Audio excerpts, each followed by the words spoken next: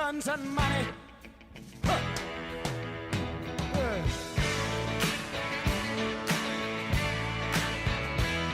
Send lawyers, guns, and money.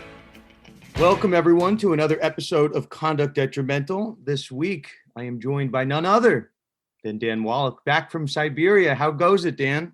Yeah, I'm not exactly back from Siberia. I've never left. I'm actually, seriously, this is no lie. I'm in Siberia, Russia, because my wife, Natalia, was born in Siberia, Russia. And every so often we visit the family. And it just so happens we're visiting the family at the coldest time on the calendar and the coldest place on the planet, where it's roughly minus 20, minus 30 degrees most of the time. But today it reached almost 32 degrees plus. So now it's like almost springtime in Siberia. So I've been keeping busy. When I'm saying welcome back, I'm saying welcome back to the podcast, Dan, because as far as I know, you're just going to become a full-time resident of Siberia, Russia. I was joking with somebody. Somebody had emailed me and said, when is is Dan coming back? And I said, well, Dan is either now a spy in Russia. He's just out of commission. B, he's a full-time NHL scout going to KHL games. Or C, this is the new normal, and Dan is just going to be remote from Russia, which is fine. This is the Zoom world we live in. You know, we can make do with this. So I might actually be a homeowner or a property owner in Siberia sometime soon. But you know, it's a global economy. I can get work, and I can record these podcasts and keep tabs on what's going on in the world of sports and the world of sports gambling, no matter where I am. But I'm certainly looking forward to coming back to Florida and just getting reacquainted with the Atlantic Ocean and being on the beach and getting back to normal. But we got another few weeks left, so I'll make the best of it, and hopefully, it won't get too much colder than it is now. I think the last time you were on was early January, maybe about a month ago. So we were talking a little bit of sports betting.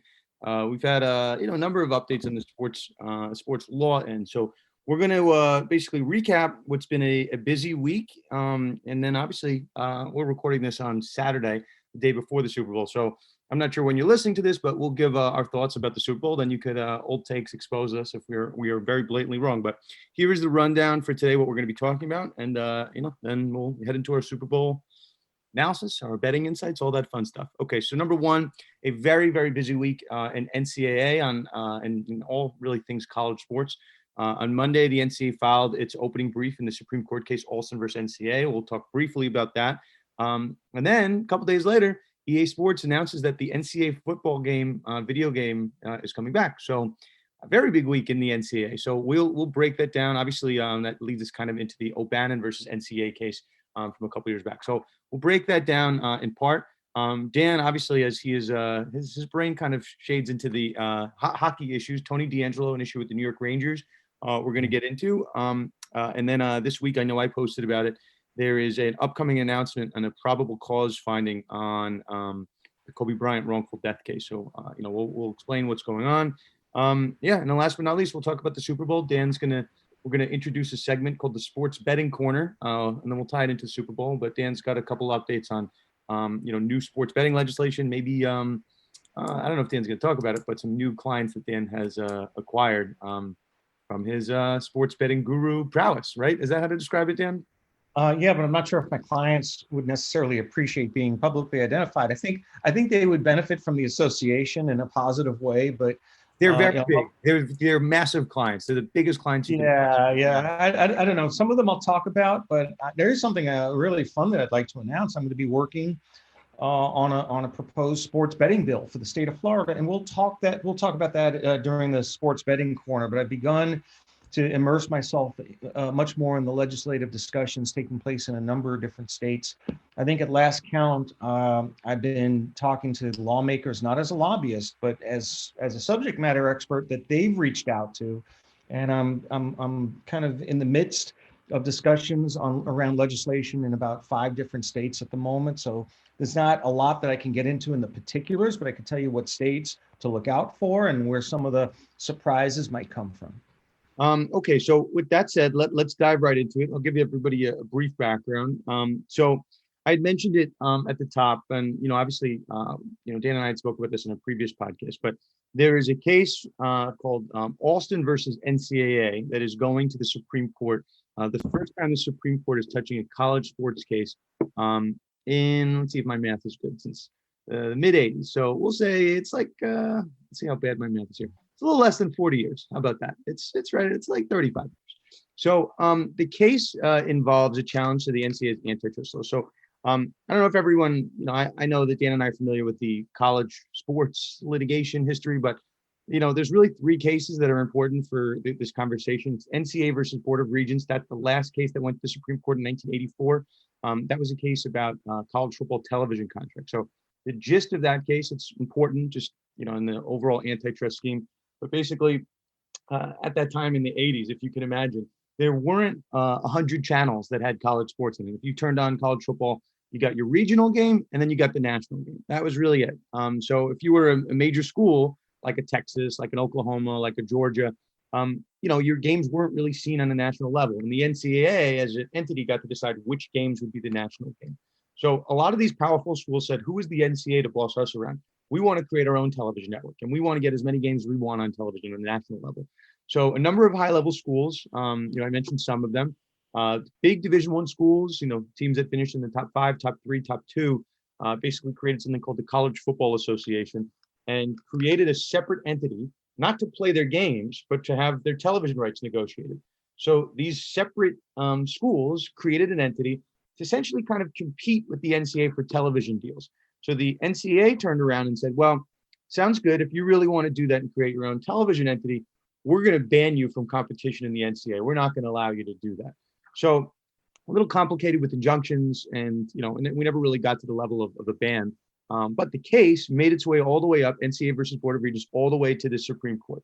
And the Supreme Court, if you're pro player, you're pro NCAA, it doesn't really matter. The NCAA came down in favor of the schools and said that this was an illegal restraint on trade, and that these schools could have their own television networks. And that's why when you, probably for the best, you have college football Saturdays, you have NBC games, you have CBS games, Fox games, you have Big Ten Network, you have any number of SEC network, you can do that. So I'm just going to read a quote. This is going to color the rest of our conversations. So Justice Stevens had the opinion, and he's writing for the majority. I'm going to quote, "It is reasonable to assume that most of the regulatory controls of the NCAA are justifiable means of fostering competition among amateur athletic teams, and therefore pro-competitive balance because they enhance public interest in intercollegiate athletics." So I know I'm speaking a lot, but it's important to have this background for the purpose of this conversation. Even though the NCAA lost in the NCAA versus Board of Regents case, this language from Justice Stevens, what we call, fancy lawyer term called dicta, it obviously wasn't operative on the case because the NCAA lost, but people have viewed this line in Justice Stevens' reasoning to say that the NCAA has some kind of a limited antitrust exemption. So that if they have a real pro-competitive purpose and a way to help intercollegiate athletics, if they're really trying to help athletes, they can do things that are really normally violative of antitrust law. So restricting trade shouldn't be allowed, but Justice Stevens seems to say there are some cases where you can restrict trade, restrict competition if it's helping college athletes. Okay, so that's essentially Board of Regents. That's the 1984 case. That's the last time the case went to the Supreme Court. And just for our non-lawyers out there, the only way a case gets to the United States Supreme Court, the highest court in the land, is if the Supreme Court accepts a case. So they don't have to accept any case, and that's how the Supreme Court works. They can only hear a limited amount of cases. So when they see one that's important enough, they take it, right? So it's just keep that in mind.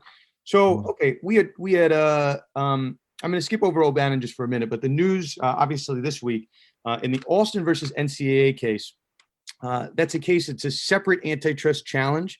This is a case that went to California federal court. It went up to the Ninth Circuit Court of Appeals to Judge Wilkin, and she also was the judge in the O'Bannon case, which we'll get into. But that case, this Alston case, pertains to non-cash education-related benefits. So when I saw non-cash educator-related benefits, that's like some jargon. I don't even know what that means. Non-cash educator-related benefits. So I looked it up, and essentially it's basically taking externships from boosters or getting reimbursements for like laptops. It's things that the way I explained it. I was on a show earlier this week. The way I explained it is just the NCAA is like paranoid about you getting any type of like additional benefits that boosters could manipulate, right? If like you had some big booster that worked for JP Morgan and gave you some really fancy externship, like they don't want to allow that stuff. So this Judge Wilkin over, in California said that not allowing these non-cash educator related benefits was violative of antitrust law under the Sherman Antitrust Act. So it required the NCAA to allow those non-cash exemptions. So the NCAA lost, and they petitioned the Supreme Court to take the case. So, this has happened before. It happened in O'Bannon, which we'll talk about. But Supreme Court, maybe to the surprise of many, decided to take the case. And we talked about this a couple episodes, but that oral argument is going to occur on March 31st. The briefs in that case, the NCAA's opening brief was just filed because they're obviously the ones appealing this. They have to file the first brief. And they argued essentially that Judge Wilkin got it wrong, that she's, abusing her discretion, all that fun stuff. But they're arguing that Justice Stevens, in this 1984 opinion, he laid it out that we should have an antitrust exemption for certain things that are helping athletes and helping preserve amateurs and helping preserve the sanctity of student life, whatever cool. Yeah.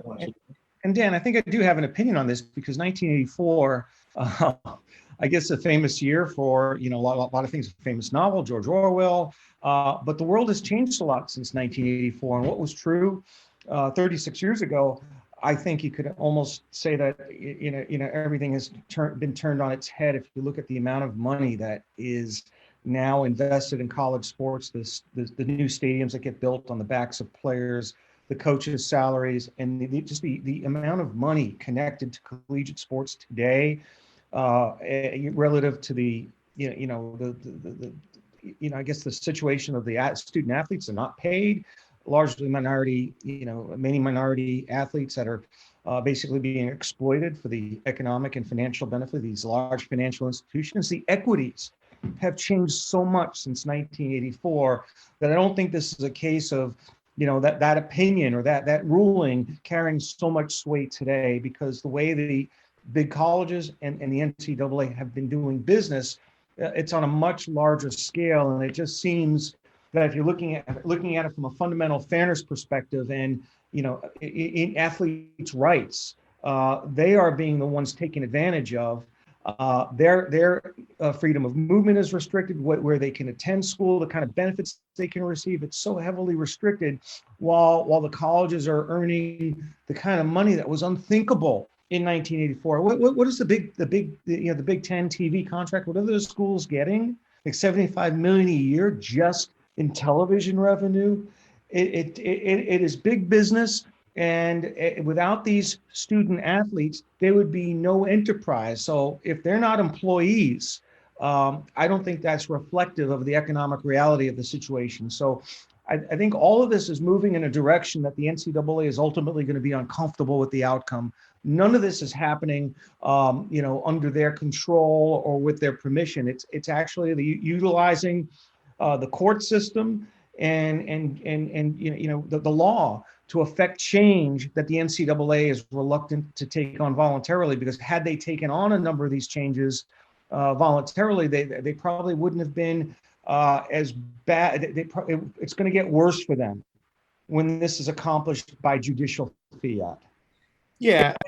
So I'm going to agree with you, and I think you kind of hit the nail on the head. That Regents case, the NCAA lost, right, and they were very adamant that they should, right, and they were going to ban we were going to ban Georgia and Oklahoma and all these other schools from playing. But at the end of the day, it ended up being great for the NCAA because there was exponentially more money, exponentially more interest in college football, and it really turned the game into a national sport because there's more national games. So I mean, it's, I don't think we could have predicted how much the game and the revenue would have grown, but it had a really good impact on this. So, where this kind of takes us to Alston, just for people to pay attention to, and we're not gonna get all the way into it, but we're making a lot of progress across the country on getting athletes paid, be it Florida or California, Iowa. I know passed their own image and likeness. So it's really happening across the country on a bipartisan level. Now, if you were one like myself, I won't speak for Dan, but actually, Dan, are you in support of athletes getting paid, or are you on Team NCAA? 100%, because it's their efforts, their labor that create this enterprise, which isn't just a $1 million or $1 billion enterprise. It is a colossal business equivalent to, like a professional sports industry. It's on the level of the NBA, the NFL, of course the athletes should get paid. And the arguments against paying athletes, for me, aren't as, at least don't appeal to my sense of fairness and equity. And I could understand the need to preserve some level of amateurism and not turn this into a professional league. But I mean, to give them nothing, or essentially the school educational related benefits, while the school hauls in hundreds of millions annually just from their efforts on the field. This goes well beyond just what I would consider intercollegiate athletics. It is almost the biggest money. It is the biggest money maker for any profession, for any collegiate institution. And to treat these players as anything less than employees, I don't think reflects the economic reality. And I don't care what labels they get. I think they should get paid, they should get benefits, and they should have far more rights than are given to them and that exist today. They should have the ability to shop their wares to any school. They should be able to transfer and not lose any eligibility. And, they should be able to promote and earn money off of their exploitations on the field through, endorsements and off the field opportunities. And quite frankly, they should be paid. I mean, look at what Alabama has been able to do in terms of putting together a coaching staff. Their strength coaches, their coordinators, their position coaches. We're talking 7-figure salaries, and this isn't Nick Saban. This is not Nick Saban. This is his coaching staff. Their coaching staff is compensated almost akin to a National Football League team. Yet the players, the student athletes, don't see a dime of that. Yeah, I think it's palpably unfair. Palpably unfair. That's got to be in a legal opinion somewhere. The palpably unfair standard. It's palpably improper. I think that's an actual standard, but palpably unfair.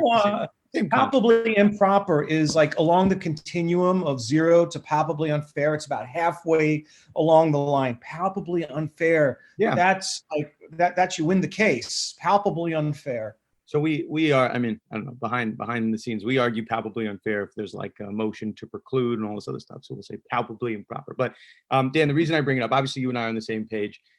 There's a world, and I just, I brought up and I read the Stevens majority opinion. The brief is littered with citations to this case. So back in 1984, when the NCAA lost this case, they were probably, there is no way to appeal the Supreme Court. It's the highest court in the land. But if the NCAA could have, they would have appealed this because they were probably really pissed that they lost this decision. So they would have liked to have burned this decision to a crisp back in 1984. But in 2021, they like this decision because it's really they're grasping the kind of straws. They're saying that, Stevens pointed out that there are some times where they're in support of this amateurism model that it would make sense for them to be able to limit limit what athletes can and can't do. So here's the scenario, right? And just to finish the train of thought, all these different states around the country are trying to legislate and trying to legalize the paying of college athletes. So if the Supreme Court doesn't accept the appeal, we're in a pretty good spot, right? Me and Dan, we're really happy because, and our friend of the podcast, Darren Heitner over in Florida, he's really happy because we're making all this great progress on a state level. So I know we've talked about it, but federalism is this concept, like without the federal government doing something, or obviously the highest court in the land doing something, states can do whatever they want. It's not really, there's no concern. The states can do whatever. And I made the reference before, but that's why the national drinking age was all over the place until the federal government stepped in and made it a clean, nice 21. So we like the progress that's happening across all these different states, but now the Supreme Court comes in and the last time they addressed the case in 1984, one of the judges basically said, well, there's going to be times where we give the NCAA an antitrust exemption. So my fear, and I think realistic, this weighted conservative bench, and maybe big businesses are in their pocket, who knows, but they could come in here. And even though the NCAA lost at the first two levels, the Supreme Court's taking the appeal for a reason. And the only other precedent we have on the books on this college football issue in the last 40 years is the Board of Regents, where obviously the NCAA lost, but it had to do with television rights. It didn't have to do with player rights. So, there's a world here where the NCAA gets swings for the fences, a literal, they go for the Hail Mary, and they get the NCAA to come back and strike this down. And all of a sudden, there's a really big nod in the NCAA's favor as we head into this really contested year of 2021. Agreed. Yeah. Okay. So, that's really what we're looking at in Alston. Obviously Dan and I are going to talk about this again as it gets closer to that March 31st oral arguments. Just really quick, I think we spent a little bit more time than it's an important topic. I mean, college or sports law going to the Supreme Court, it doesn't really happen, so we have to spend time in it. The other one, Dan, I just wanted to hit quick just because I think it's really important. In that same vein, EA Sports, which is a multi-million-dollar I think it's a publicly traded company. Don't quote me. I think it's publicly traded, but they in the middle of all this, they since 2013 they have not released an NCAA football game video game. So last one was Denard Robinson was on the cover. I grew up playing the video game. That was one of my favorite games growing up. And after the O'Bannon decision, O'Bannon also went to he's a former UCLA basketball player. Those that are not familiar with this decision, he's a former basketball player. I think the story is really interesting how he figured this out. He was at a friend's house playing, and the friend's kid was playing NCAA basketball, whatever that was called back then, March Madness, or whatever the name was it. And there was a legacy teams, like historic teams. And one of the historic teams was an old UCLA team. And this must have happened sometime in the late 2010s or maybe late, 2009, 2008. But the kid goes, look, I can play with you. And he goes to this historic UCLA team. It's an old team. And there's Ed O'Bannon. He's got his lefty shot. He looks like him. He's got the same skin tone, same height, same weight. And this guy's like, wait, like he's literally playing as me and I'm not seeing a dime for this. So that was the gist of that argument, right? Why the NCAA was allowed to partner with EA Sports to create players that looked seemingly a lot like the actual real life counterparts and market those players and then make a game around and make all this millions of money. So that decision was, similar, just coincidentally, it was a case filed in California that went to Judge Wilkin, went to the Ninth Circuit Court of Appeals. O'Bannon won on both levels, and then NCAA tried to fight it to the Supreme Court, and they denied it. So, not all cases go to the Supreme Court. That was an issue on player rights that could have gone to the Supreme Court, and we would have had some idea of where they were going to go with Alston, but we don't know that. So, really the only legal conversation about the game, it's important, the way that decision worked out was that if there was going to be another game, you obviously had to pay athletes for their name, image, and likeness. But Dan, I know this because I played the game and I was very close to it. If you have a generic player, right? If it says like the first time I realized it was like Eli Manning when he was playing for Ole Miss, like it had QB number 10 and it looked like Eli and like he was really slow like Eli and like I'm like okay, it's obviously Eli Manning. If you don't have that, right? Let's say instead of QB number 10, you have an African-American quarterback who's a scrambling quarterback that throws the ball, 100 yards on field, and he's 6'5", 250. And that's the starting Ole Miss quarterback back in, whenever, this is like 2003, we were playing. At that point, I'd probably still buy the game, right? And there's a world where you don't have to pay athletes for their name, image, and likeness because you're not using it. You're using the schools, logos and stadiums. So that's, I guess, so people are aware, the NCAA video game is coming back. They're calling it EA Sports. I think it's called College Football Game, whatever they're going to call it. But they're saying that they're not going to use player name, image, and likeness. They're going to have generic players, but they're going to have the schools because they signed a deal with this college licensing company that has 100+ schools. So I know everyone's excited, myself included, that the video game's coming back. But it's kind of a double-edged sword because as we stand here today, 2021, players don't have the ability to negotiate their name, image, and likeness. So there is a world, as crazy as it sounds, where the game comes back in a very generic form and players do not get a dime for it. I don't know. You think I'm crazy that that's at all possible? No, and I wonder, the name, image, and likeness was certainly the in vogue athletes' rights case for so many years, but I think it really set the stage for some of the more important issues about athlete compensation, because I don't think too many players on these collegiate teams are going to be impacted by NIL other than some of the big ticket players. I don't know how it's going to shake out. It's not something that's going to have equal applicability to all the players on a roster, maybe to just a couple of select players, but it is an important move forward for the development of athletes' rights. But I just don't think it's as big of an issue as the cases that are being heard today about compensating athletes and basically true free agency. So I'm not as excited about that, but I like I like the progress that's been made, really brought about by the pressure in the courts and the pressure in the state legislatures,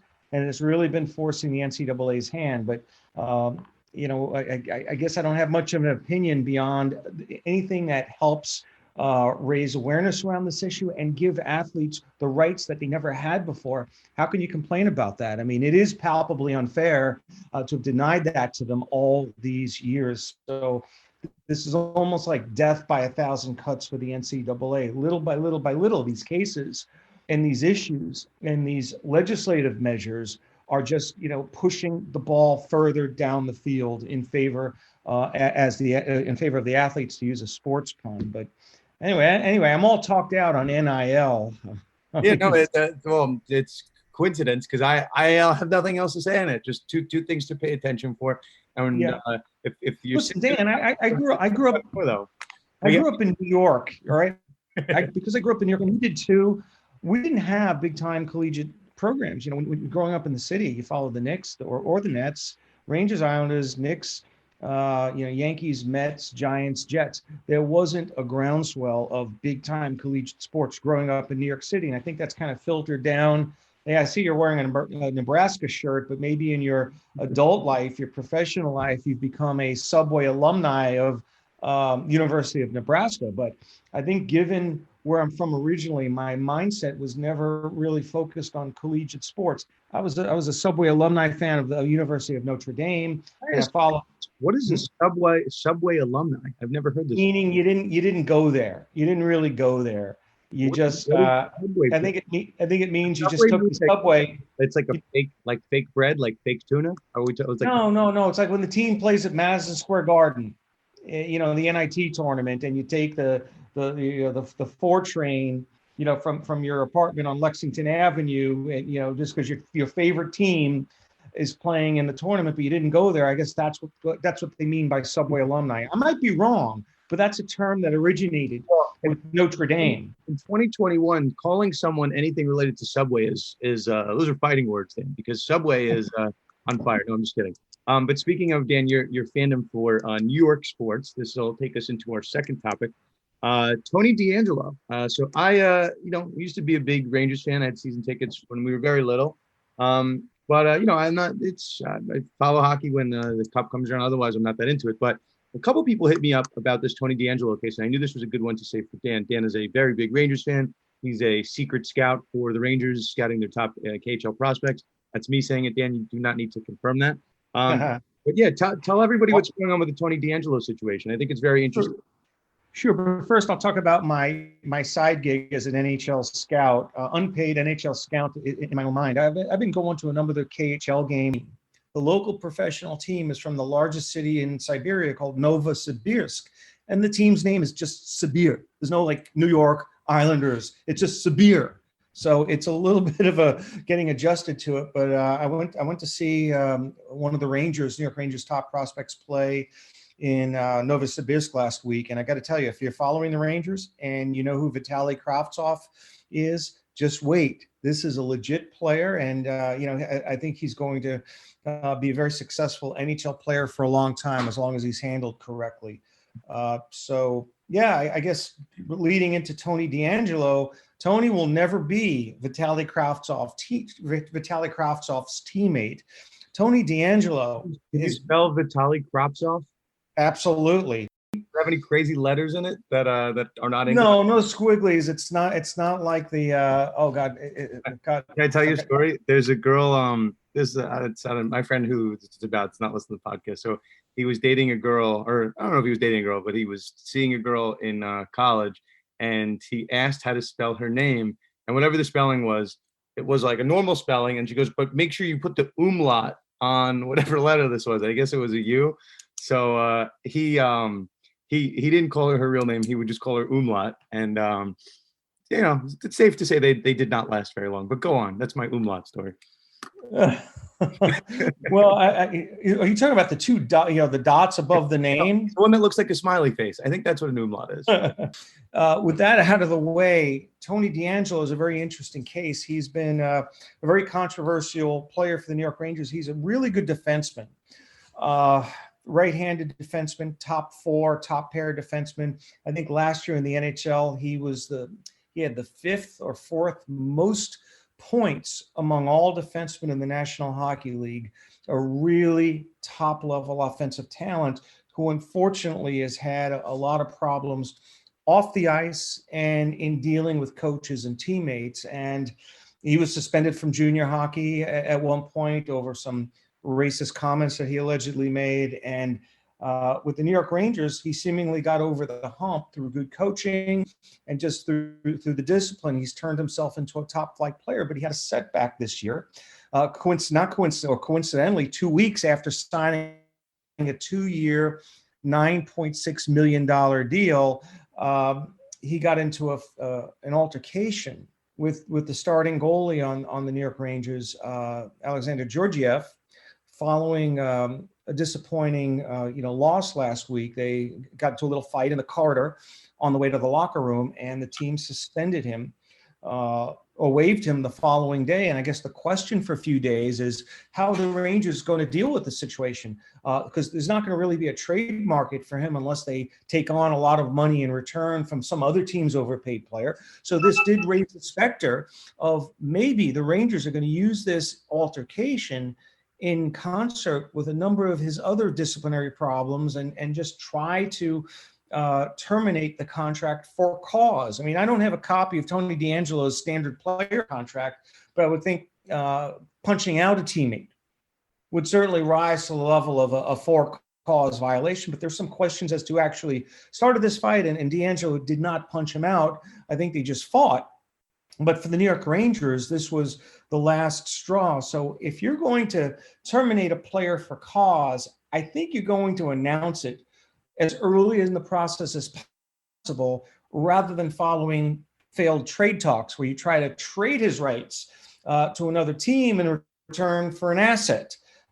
Because once you go down that path, it would seem to me that declaring the contract void because he violated the for cause provision is not the kind of thing you raise as a matter of last resort. You raise it as early as possible. Otherwise, it seems disingenuous and inauthentic.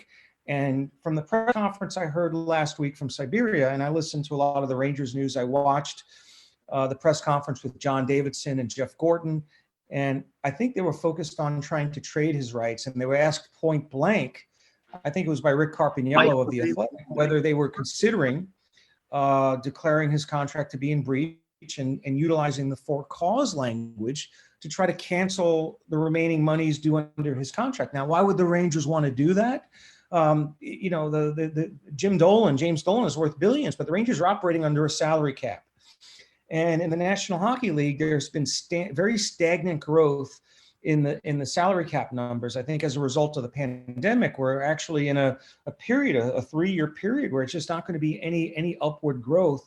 And the Rangers are really close to the line in terms of, cap flexibility, and being able to get out of this contract would give them a lot more flexibility to do other things, but they're not going down this road. So what might have been a really juicy story for conduct detrimental, maybe a legal battle, an arbitration, a court ruling, I think is just going to result in a trade. And I think we're probably within a couple of days of that trade actually happening. Now, correct me if I'm wrong, Dan. I feel like you would know this. Wasn't Tony DeAngelo the guy that had a fake Twitter account and somebody called out his IP address that he was like, there was some burner account that was like solely responding and defending Tony DeAngelo on various tweets. And it was like, someone goes like, hey, Tony, that's you. And then he denied it. And then someone like pulled his IP address. Same guy, right? Yeah, you're talking about the famous NYR fan 9236024 account. If you're going to have a burner account, that's the right way to do it. If it was just apparently it's not, Dan, because somebody outed him very quickly. But it's not Tony DeAngelo. The really ingenious thing about this fan account is the account holder is trying to make it seem like it's Tony DeAngelo, but he's denying that he's Tony DeAngelo. But that's exactly what Tony DeAngelo would do if it was Tony DeAngelo. Plausible deniability. And he has this as his pin. his pinned tweet is, for the record, since for some reason people keep saying this, I'm not Tony DeAngelo, just someone who's WHOSE, who's sick of him being criticized by people who knew nothing about the game of hockey. And it's funny that you raise this fan account because, for entertainment value, I scrolled through it yesterday because obviously as a major New York Rangers fan, Well, I've been obviously, as all over. a scout for the New York Rangers, a secret scout, but go ahead. Yeah, but I've been following and refreshing all the, accounts on Twitter to see if there have been any trade updates, because for someone who passed through waivers, the Rangers waived him and nobody put in a claim for him. Yet we're supposed to believe that there's this viable trade market for Tony DeAngelo. And I think the only way that happens is if the Rangers, I guess, take back some of his salary. And what you see in the NHL as compared to a number of the other leagues, I think the collective bargaining agreement allows trades to happen where the team retains a percentage of the player's salary. So if Tony DeAngelo may not be worth a $4.8 million annual deal to another team because of his discipline problems, well, he might be worth $2 million a year if the Rangers agree to take on and retain $2.8 million of that salary. And for the Rangers to do that, they're going to expect a pretty good player in return. So I've been following that news, and in some of my free time, I've been following this fan account, and everything is devoted towards like Tony DeAngelo. Everything in this guy's voice is responding to some aspect of the Tony DeAngelo situation to create the perception that this is a Tony DeAngelo burner account, but I don't believe it is. So it's too good to be true. But I mean, he's only escalated his visibility since Tony DeAngelo was waived. And you would think if Tony DeAngelo is kind of fighting to reclaim his career, the last thing he's going to do is basically not double down, triple down, but quadruple down on a burner account. But Dan, I do want to talk about it quick. We didn't talk about in this podcast, just with the timing. We didn't talk anything really about the GameStop issue. Dan and I are not by any means financial lawyers. We don't do anything securities work. But we did want to. I mean, I just want to see what Dan thought about this. Steve Cohen, who was the darling Mets owner maybe like 3 weeks ago. All of a sudden, I was watching him, tweeted people and saying, what improvements should we make to Citi Field? And people were like, we should fix the ice cream helmets and the seat should be this color. Like, we're having a lot of fun, and Steve Cohen's the greatest, and we're going to get Trevor Bauer and everything's going to be great, and we got, we're making different trades. We're getting Lindor. Now, all of a sudden, they lose out on the Bauer sweepstakes. And, this was yesterday. Obviously, Bauer's going to the Dodgers. He kind of played the Mets a little bit. LeMahieu is not going to the Mets, as many Mets fans had kind of had hoped. And then maybe the coup de grace, Steve Cohen has now deleted his Twitter account because of the backlash he received following his GameStop comments. So the comments, I'm going to paraphrase. He was going back and forth. Dave Portnoy of Barstool kind of brought him into this and was saying that the hedge fund guys are out to get the little guy, and he tagged Steve Cohen. And Steve Cohen kind of, went back at him, and again, I'm paraphrasing, but says, hey, we're all just trying to make a living out here. And people were, I think, rightfully turned off that you and I, Dan, trying to make a living, and any of the little guys trying to make a living, we're not billionaire hedge fund owners that could just buy the Mets. So all of a sudden, Uncle Stevie kind of went from being villain Stevie, and then I guess, in a serious note, his family started getting, according to Steve Cohen, death threats. So Steve is now no longer on Twitter. So that begs the question, Dan. You and I spent a lot of time talking about this ownership battle between A-Rod and Steve Cohen, and everyone said, let's give it to Steve Cohen. We don't care about his SEC issues in the past. Let's give it to him. And now this kind of seedy underbelly, these undertones are starting to come up. So Dan, what are your thoughts on the overall state of the Mets? And I don't know, so maybe some messy allegations that Cohen is tied to, this GameStop, the hedge fund stuff. What do you think? Yeah, well, first of all, Dave Portnoy is in the middle of everything. I don't know. This guy is like the Energizer Bunny. He has an opinion on so many different topics, and he's really so good how he, maintains this incredible persona while running a business, and then moving into new areas such as sports gambling.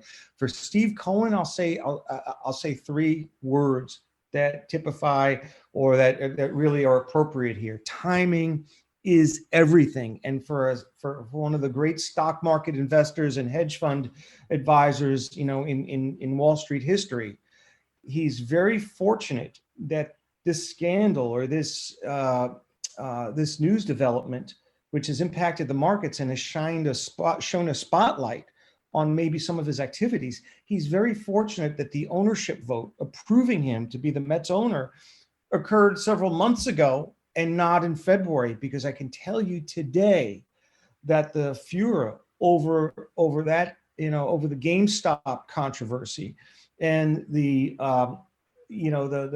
attention being focused on what hedge funds really do when they short companies, I don't think there's any way Steve Cohen is approved as Mets owner today. I think people were worried that, well, he had to lend, or he had to bail out one of these hedge funds a week or 2 weeks ago and invested, a $1 billion plus number. Well, Steve Cohen is worth $15 billion. I don't think anything that's going to be happening with the run up of stock prices is going to cause Steve Cohen to be anything other than the wealthiest owner in Major League Baseball. But what would definitely have happened, in my mind, at least understanding, the controversy here and Major League Baseball's aversion to having issues like that, just blow up in their face, he wouldn't have secured enough votes to get approved as Mets owner. If this GameStop situation had occurred back when he was approved, or had the vote on his ownership taken place now, I don't know if you agree with that, but I think it would be a no-brainer that he wouldn't be sitting here as the Mets owner today, and we'd be criticizing A-Rod and J-Lo instead as the Mets owners. I don't know if I agree that it would necessarily be A-Rod and J-Lo, because there were some issues, at least if you're going to buy the news with capitalization and whatnot, but they actually had enough money. Agreed with that. I don't think Steve Cohen, and I think it was Jerry Reinsdorf in the White Sox that had the issue with him, but I don't know. This Q rating is obviously dropped. You don't get death threats unless you've done something wrong. So yeah, the GameStop issue is not going away. I'm obviously not invested in the stock, so I don't have to make any disclosures. But I've been watching it, and it's not going to be the last time we hear about this little guy investor going after the hedge funds. And Steve Cohen, where did he get his billions from? He got it from the hedge funds. So hedge funds are now, we have a lot of fun. I watch the show Billions. We have a lot of fun talking about like Axe Capital. But when it happens in real life, and there are hedge fund owners trying to bring down a little guy, and at least of the allegations, bringing down the GameStop stock with some of their own kind of coordinated defense efforts, like all of a sudden Steve Cohen doesn't look so great. So yeah, we'll put a pin in that. But yeah, it's kind of at odds with his internet persona as Uncle Stevie from Long Island, and I'll give him the benefit of the doubt for now, but it is very concerning. Well, we could talk about this for a while. I hope the Nets are in the right track, but all of a sudden, your general manager, Jared Porter, gets let go for these pictures. You lose on the Trevor Bauer sweepstakes. You lose on, the DJ LeMahieu sweepstakes. Your owner goes offline. I think we were talking about this. I think we said that the Mets franchise was cursed. So I don't know. Then we could put a pin in it, but until I see some hardware, I'm not convinced that the curse has been lifted. So really quick, just want to. You've seen some hardware. They've won 2 World Series. They have not won one in the last. Hold on, how old am I? So I was born in '88. So they have not won in the last 30 years. So there's 30 Major League Baseball teams. So there's an average, maybe one a year for every team. You haven't won one in 30 years. I'm gonna say there's it smells a little bit like a curse. We're not full blown curse yet, but we're getting there. Okay, let's touch Kobe quick, and I want to get into the sports betting corner. I don't want to keep it too long because this might come out in Super Bowl Sunday, so we'll get there. But anyway, just quick on Kobe. I know I posted about it. We just had the 1-year anniversary of Kobe's passing, January 26th. Obviously, we're talking about the helicopter crash where Kobe Bryant and his daughter Gianna Bryant, as well as 7 others, passed away in this fiery helicopter crash. Since then, Dan and I have spent a whole episode dedicated to it, so it's in the archives if you want to go through it.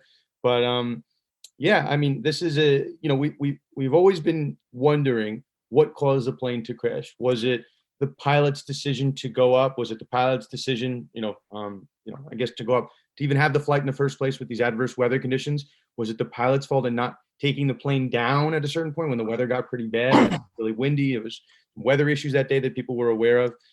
Could it have been Kobe's fault for, maybe telling him to stay in the air? These are all hypotheticals because there's no black box. We don't know what was said. Or could it have been like a mechanical defect, mechanical failure that's not human error? So, the early indications was that it was pointing towards pilot error. And if it's going to be pilot error, I'm not going to get so much into the logistics, but there's a concept in the law called respondeat superior, vicarious liability, that an employer is going to be liable for the acts of their employees so long as these acts are done in the scope of their employment. So flying a helicopter, that's obviously the scope of his employment. So Island Express, the helicopter company, I believe his employer, maybe it's a separate name that employs him, but that company is going to be liable in that sense. Now, if there's an issue with the manufacturing defect, a flaw in the helicopter, and maybe the fact that maybe I think it's the terrain awareness weather system, that was, maybe that should have been required. It should have been optional. So I'm getting into a little bit of minutia, but something like that, where it's actually an issue with the helicopter, it's not relating to like simple failure to maintain, it's just an actual design defect, then all of a sudden, this can be a little bit bigger pockets that are opened up, because we're talking about the manufacturers, the distributors. It's a lot more people that could potentially be liable. So, you're not rooting for anyone to necessarily be at fault here. But if you were someone that wants a bigger pie of assets to be available to these families, you'd think a mechanical defect is probably better to open up some additional policy. So if that comes up. So the reason I bring it up, just quick, it's a high profile case. Obviously, Kobe Bryant was a huge athlete across the world. There's going to be, for whatever reason, I don't know if this is typical. Someone asked me this online. I wasn't sure. The National Transportation Safety Board, the NTSB, is going to be announcing their probable cause finding. They've been looking at this for a year, legitimately a year, which, sometimes it takes a year to do this. I've been a part of NTSB investigations. Most of the time it does not, but sometimes it takes this long. They're going to be live streaming the announcement on Tuesday, February 9th. So if I can get access to the link, I'll tweet it out so everyone can watch it. But my gut is that they're going to say it's pilot error. So we'll see. But the reason we bring it up here, that case that's pending that Vanessa Bryant brought that we spoke about a couple times on the pod, it's going to potentially change the nature of the case. She might need to amend and add additional parties, add additional claims. But that's why, when Dan and I spoke about this, when we covered it early on, that's why you don't normally file the lawsuit before the NTSB report comes, because that's the evidence, right? That's the investigation. Why there's no real advantage to filing, so early. Vanessa filed 2 months, less than 2 months, I think 30 days in. So I don't know, it's a little quirk procedurally wise, but you can always amend the caption, amend the pleading. So just kind of makes it a little messier for the court. But I don't know, Dan, I don't know if you have any thoughts on it. It's something we got to watch. Yeah, I mean, what we know is, or I think we can pretty much expect that no matter what the findings are, eventually this is not going to end up going to a trial. I would think that there's going to be, insurance proceeds being used to compensate the plaintiffs, because there's a limited, pot of money here. It's an interesting case, or an interesting issue to follow. I really do want to know about these, about the findings. Exciting. So we got to keep an eye on it. So, okay. So I guess last but not least, again, Dan and I are recording this on Super Bowl Saturday, the day before the Super Bowl. So we'll call this, and we'll weave this in. Dan and I were talking offline. We'll try to weave this into every episode as much as we can. But the sports betting corner, Dan is obviously the sports betting guru, and he can relay as much as he wants to about whatever clients and whatever top secret cases he's working on. But that's Dan's specialty. And obviously on Super Bowl Sunday, maybe it's the most heavily bet event of the year. I would think it is, hopefully, especially this year. Dan, let us know, and we can, weave this into the Super Bowl. But what's going on, across various states? Yeah. What's the latest on the sports betting front? And then maybe some Super Bowl news.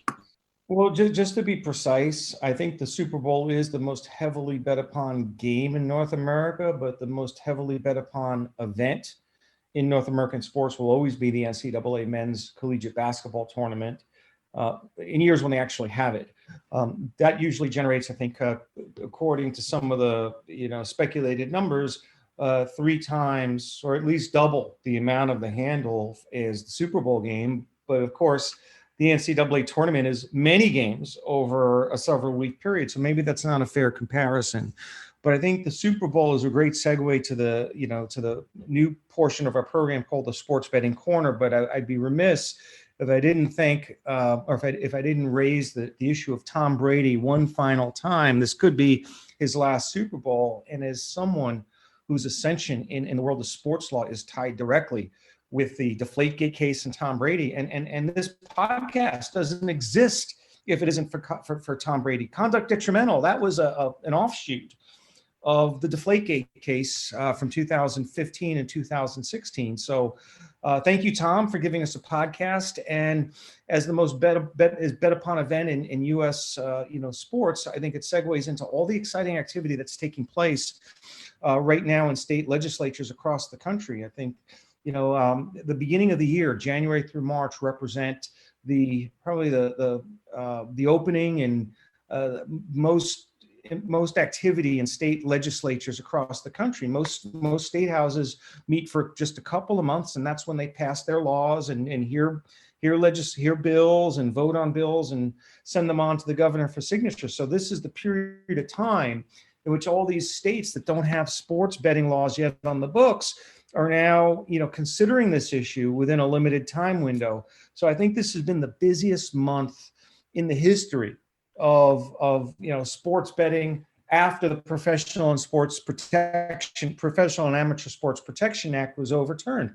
I think we've got bills in at least 15, 20 states, and right now 25 states have laws. So almost every state, with the exception of California, that has a legislative session underway, all of them are considering bills. And I think I'm pretty excited about being a participant in some of these processes. I've been contacted by state lawmakers in states like Florida, Massachusetts, New York, Kentucky, California, last year, Connecticut. So I have a direct involvement in some of the discussions. So if you're a Florida resident, I'll tell you that I'm working very hard from Siberia to make sports betting a possibility in the state of Florida for 2021. There are a lot of uphill battles. And I think in Florida, the key battle is all the different stakeholders. You have the pari-mutuel racetracks, you have the Seminole Tribe of Florida, you have the state lottery, you've got the online gaming companies that want to partake, you've got the casino companies that want in. And one of the issues that gets in the way, unfortunately, in a lot of these different state houses is how to divide the pie. Who should get the right to operate sports betting? And more importantly, or almost equally importantly, who gets to control the mobile betting?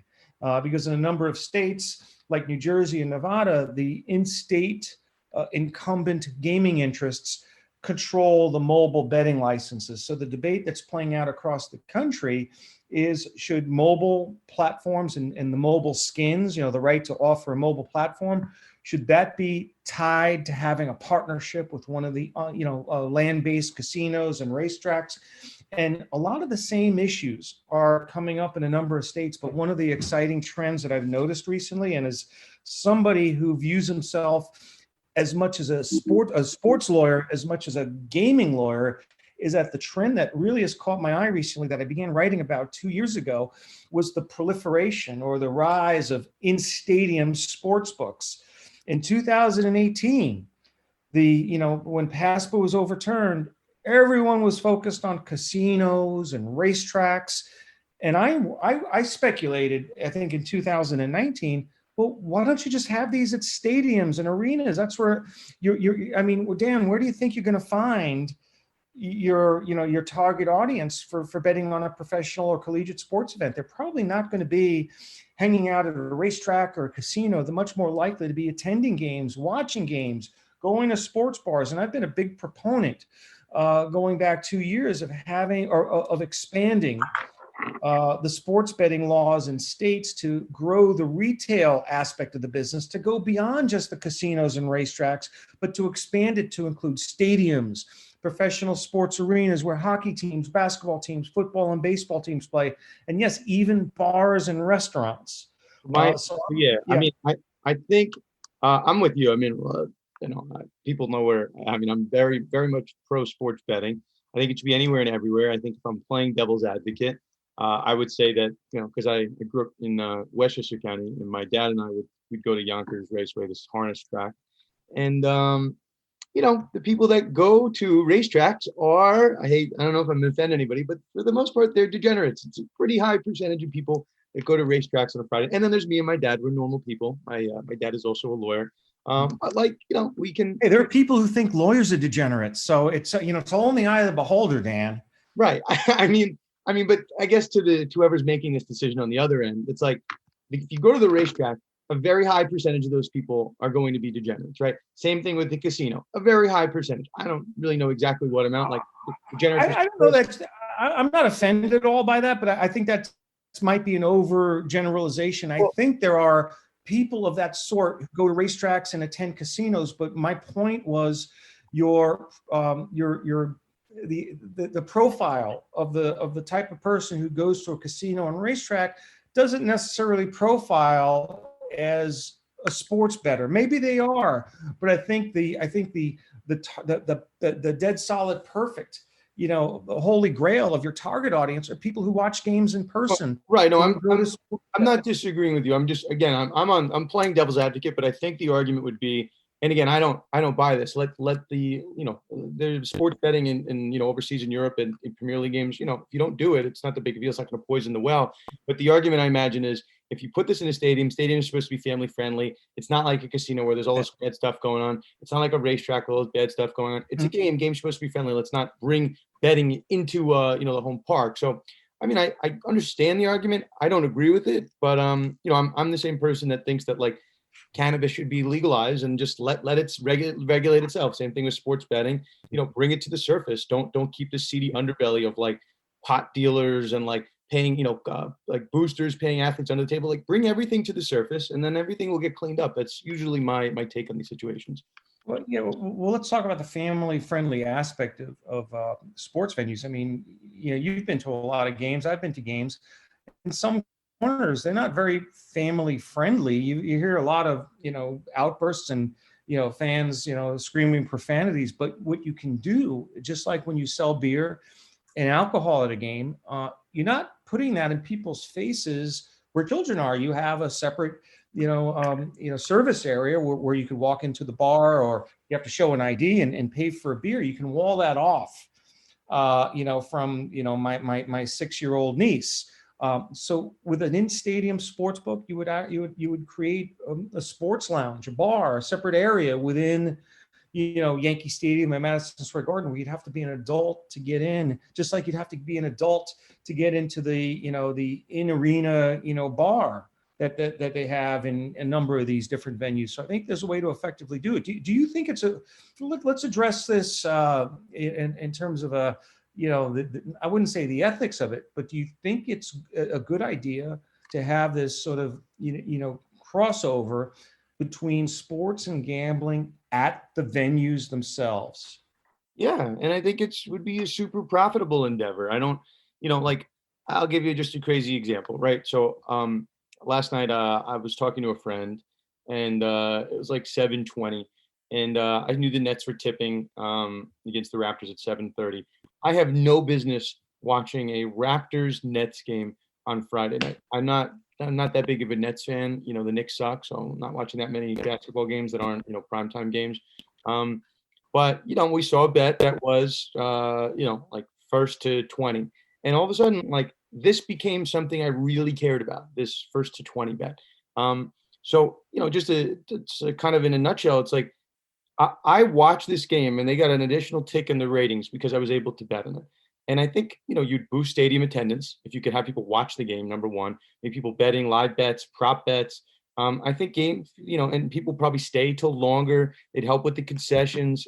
There's unlimited amounts of funds that come with when you open this up. So I don't see the downside to it. I see it. I don't agree with it. This, poisoning the family. Well, the only downside that I see, Dan, and I don't really view it as a downside because it's manageable, is you want to kind of have a separation between the league's teams and the money made from sports betting. It's one thing for the sports book to pay rent to lease the space at the stadium, or maybe the team has a deal where they get a percentage of the betting, the overall dollar value of the bets. But I think where the leagues may have a little bit of discomfort, and where maybe regulators have some discomfort, would be where the teams and the leagues get a percentage of the revenues, meaning that outcomes of bets determine whether the team or league makes money. But outside of that, because that creates, a perception of integrity issue. And I think the teams and the leagues probably be better off walling themselves off from that. But from every other angle, I see in-stadium sports books as a positive. One, for the fan experience. Number two, you're talking about making these buildings potentially operational for longer periods during the day. I mean, when you go to a sporting event, if you go to Madison Square Garden for a Knicks game, the game starts at 7:30, and you want to see Julius Randle wearing Bernard King's number, which is a sin. But if you want to go to the game, you go to the game at 7:25 for the tip-off. But with a sports book in the stadium, you might be inclined to visit the arena earlier. You might be inclined to stay later. You might even be interested in going on a non-game night to watch the team play on a road game and have it be like a watch party on steroids. So you can take these buildings that are in very limited use for a couple of days a week, a couple hours per day, and make them operational. And I think, as Ted Leonsis said, you could just pump the oxygen in like 24/7. So I think in terms of making these buildings more valuable, certainly an in-stadium sports book, makes a lot of sense. But I think the most important element of it is that you're capturing not only the target sports audience, but stadiums and arenas, for the most part, are located in major population centers. And in a lot of states, the casinos, the racetracks, the travel casinos, they're not located in downtown areas. If you live in Manhattan, there are no casinos or racetracks. So can you imagine if Madison Square Garden ever had the right to offer or to open up, betting kiosks, on one of the floors or one of the levels at MSG? It would be, they would be able to attract clientele from all over New York City, the millions of people who travel through New York, every single day, who take the Long Island Railroad and have, this, hour, 2 hour waiting period sometimes.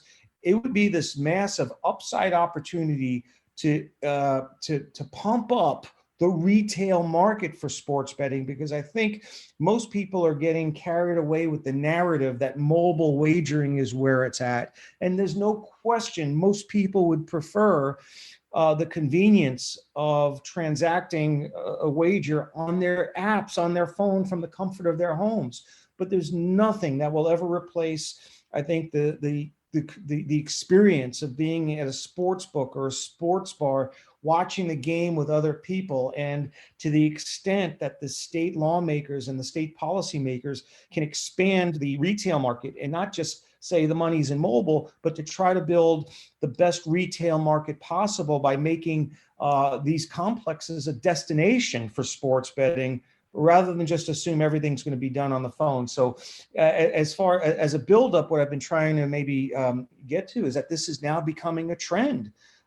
More states are considering this opportunity. I think District of Columbia was the first U.S. jurisdiction to enact a sports betting law that included provisions for in-stadium sports books. And it's been so successful thus far in D.C. The Capital One Arena is doing so well as part of a partnership with William Hill, the betting company, that they take in more bets at the betting window than the entire mobile landscape in DC takes in on the DC Lottery's district-wide app. So there's something really, really unique about bringing the sportsbook experience to the sports venue. And so DC has led to Illinois. New York has a provision like that. And then this week, a new bill dropped in Arizona where I think 10 licenses would be given to the Indian tribes, 10 would be given to sports venues. And I expect to see a similar bill for Texas. Texas doesn't have any tribes, but I believe the sports arenas and the sports franchises are going to control the betting licenses. So I think this is a trend we're going to start seeing more of, thanks to the test case of the Capital One Arena in Washington, D.C., which has really been a runaway success, and I think has shown state policymakers, well, wait a second, maybe we do need to think about sports betting on a retail level as going beyond just the casinos and the tracks. So this is a very exciting development, and for our audience that's a sports law audience, I think this is a fascinating topic of truly the combination of sports and gambling in the same venue. Okay, so that said, Dan, we'll see when the episode is actually released, but I guess we'll end this conversation with the lovely Super Bowl coming up. What do you like, Dan? Chiefs, Bucks? I'm a sucker for a story, a good story. I'm a sucker for romance in both my love life, I think in my love life, but also the romance of the great sports stories. And just like with Peyton Manning several years ago, one last hurrah. I think this is going to be Tom Brady's last hurrah, particularly with all the bad vibes that are emanating out of Kansas City with some of the barber with the and on all the players who've been in close proximity with the barber who had COVID, Coach Reed's son being involved in a vehicular accident, which has left a small child with life-threatening injuries. So I think there's just been a lot of bad, karma emanating around Kansas City this week. Whereas the Patriots, the Tampa Bay team, I think is a little bit more loose.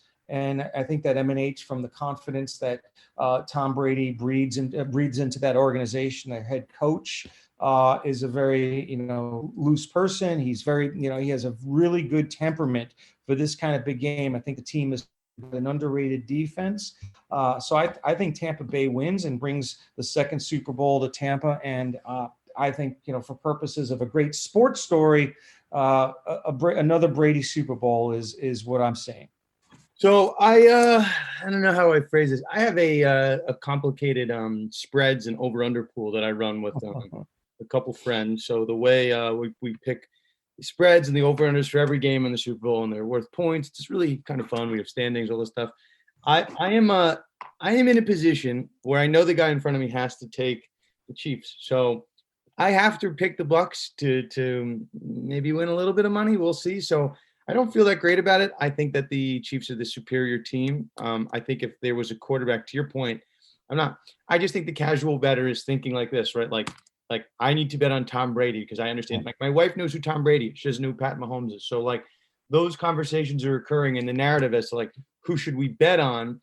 I think there's, just like we mentioned, there's so many casual bettors that are going to come to the table and bet, and they're going to come and bet on Brady. So I think if you put a quarterback who was in their 40s with the exact same attributes as Tom Brady, and his name wasn't Tom Brady, it was Joe Schmo, right? They just dropped him in like Kurt Warner coming from the Arena Football League back in the day, and they just dropped him in. I think, truthfully, this would be like an 8.5 point spread. I really do feel that. Now, that said, Tom Brady has a lot of magic in Super Bowls and all that fun stuff. I think you raise a good point. It's like, the people who bet successfully aren't making decisions from the heart. It's based on analysis. And I think you're right about, a lot of, general fans and people who are kind of not really that into sports are going to be suckered in by the Tom Brady story and will move a lot of money into the, Tampa column and maybe create an imbalance with the spread, or at least have the point spread and the betting lines reflective of a lot of money coming in on Tampa, and that might work to the benefit of those who want to bet on Kansas City. And it's one of the reasons I can't be a tout. Just because I know a lot about the law and legislation around sports betting, that doesn't make me a good sports bettor. I think it's very popular nowadays for some sports betting industry people to become touts. You don't want me to be a tout because I don't bet commercially. I don't bet profitably. And I think the last time I had any skin in the game in terms of making a real bet was in the 1970s. So maybe you should bet for fun, bet for entertainment. But I think the Super Bowl presents so many different betting possibilities, all these different things you could bet on, the length of the national anthem. Make it fun, enjoy it. But, bet smart and responsibly. I don't think there's any great harm if you bet $50 on Tom Brady because you have a hunch that this is going to be a great capper to his career. Okay, so with that said, I think I have to bet on the Bucks, but I would root for I think the Chiefs are going to win. So we'll see when the episode comes out. We'll see who ends up being right on that. But I think that'll put this in the books. Just upcoming week, in addition to the Kobe news, I will be speaking at my alma mater, Union College, via Zoom, their pre-law society. So I will post a link to that. Dan, you have anything coming up this week that people should Yeah, know I'm about? kind of limited by my geographic circumstances. My Zoom calls have to be done at nighttime in order to correspond to the morning and early daytime hours on the East Coast. I did a couple of conferences recently, but I think the dance card is open for the next couple of weeks. I'm just going to keep my nose to the grindstone, focus on work. I got a couple of interesting new clients in the gaming space, so I've got a lot to keep me busy. I'm working on a law review article, and hopefully, I'll get back into the conduct detrimental swing of things and do this with a little bit more regularity. I think, given my location and being out of sight and not immersing myself in the stories, I didn't feel I could bring too much to the table.